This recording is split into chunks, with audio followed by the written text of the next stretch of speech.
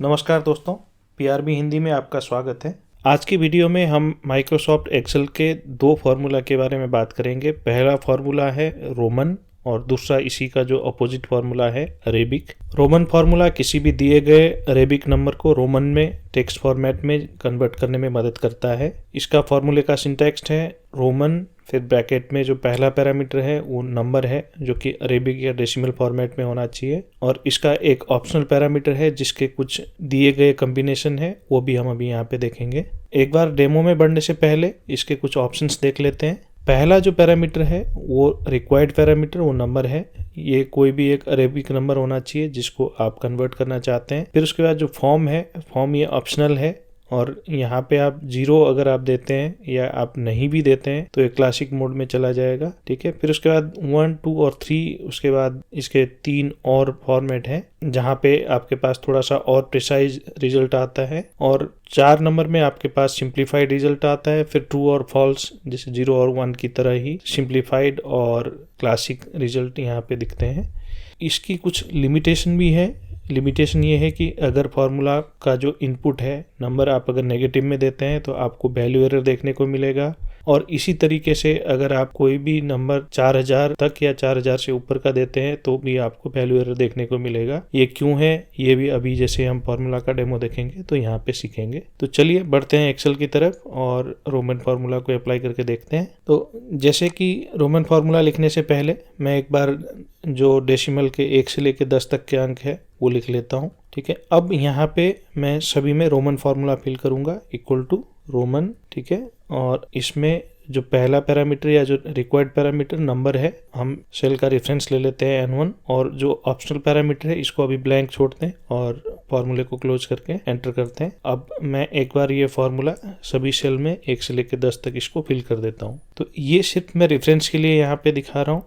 ठीक है। 1 से लेकर 10 तक के आपके पास अंक आ गए हैं। इसी तरीके से जो अगला 50, 100, ठीक है, 500 और 1000 यहाँ तक के हमारे पास डिजिट्स होते हैं रोमन में, तो ये भी हमने यहाँ पे लिख लिए हैं। अगर आप यहाँ पे 20 लिखेंगे तो 20 के लिए आपके पास 2 बारी 10 लिखा जाएगा। रोमन के कुछ रूल्स भी हैं। ठीक है। रूल्स मैं आपको क्विकली स्क्रीन में दिखा देता हूँ। हालांकि रूल समझना हमारा अभी के लिए मकसद नहीं है, लेकिन फिर भी आप एक बार ब्रीफली देख सकते हैं कि पहला रूल है कि अगर if one or more symbols are placed after another letter of greater value than at the amount, अगर कोई भी नंबर जैसे है उसके बाद में अगर कुछ लिखे जाते हैं तो उसमें जोड़ना होता है। जैसे आप पहला एग्जांपल देख रहे हैं VIII, जिसका मतलब V 5 है और 3 उसमें एक जोड़ेंगे तो ये 8 बनेगा।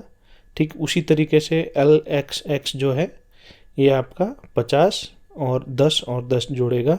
और दूसरा रूल ये है कि अगर जो बड़ा सिंबल है उससे आगे जो छोटा आता है तो उस केस में माइनस किया जाएगा।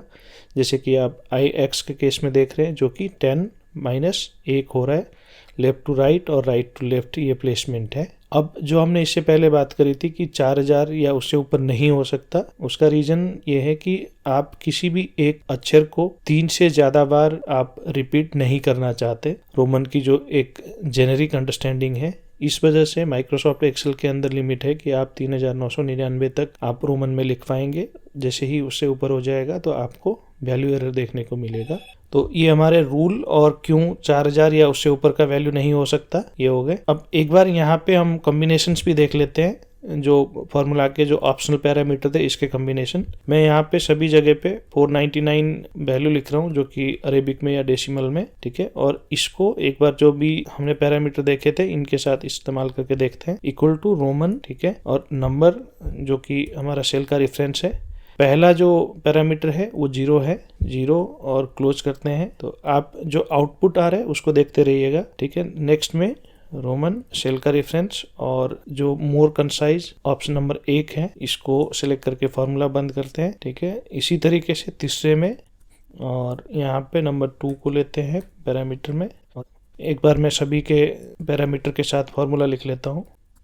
तो अब अगर आप यहाँ पे देख रहे होंगे तो हमने एक ही इनपुट दिया हुआ है, लेकिन जो इसके आउटपुट है रोमन में वो अलग अलग है। उसकी वजह यह है कि जो भी हमने पैरामीटर जो ऑप्शनल पैरामीटर में दिया हुआ है ये फर्क है, और अगर आप इसको देखेंगे तो यहाँ पे आपके पास जो बेसिक टेबल है या जो अवेलेबल न्यूमेरिक है रोमन के, ये आपके पास साइड में लिखे हुए हैं। तो आप अगर इसको कंपैरिजन करेंगे या इसको देखेंगे तो आपको यहाँ पे समझ में आएगा। जैसे कि डी जो है, डी 500 का मार्क है, और जैसे हमने बोला कि अगर जो बड़ा नंबर है उसके अगर लेफ्ट साइड में होता है तो माइनस करना होता है हमें, तो यहाँ पे 1 माइनस हो गया 499, ठीक है। इसी तरीके से अगर आप देखेंगे जैसे कि D 500 है, V लेफ्ट साइड में है तो -5 हुआ जो कि 495 बनता है, और फिर IV जो कि 4 है वो प्लस हुआ क्योंकि राइट साइड में है तो 495 प्लस 4 करके 499 हुआ। तो ये कुछ इस तरीके से आपको अलग अलग तरीके के रिजल्ट दिखाता है। और अगर आप इसी को अरेबिक में कन्वर्ट करना चाहते हैं तो आपके पास सिंपल फॉर्मूला है अरेबिक, ठीक है। इसका एक ही पैरामीटर है और जो कि रोमन टेक्स्ट को ये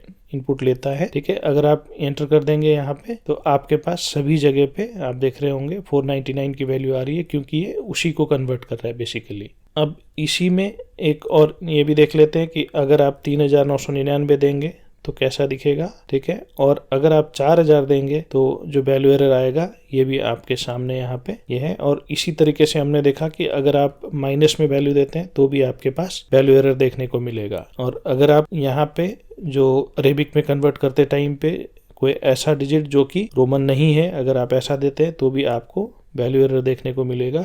ये हमारा रोमन फार्मूला और अरेबिक फार्मूला ये आपने देखा।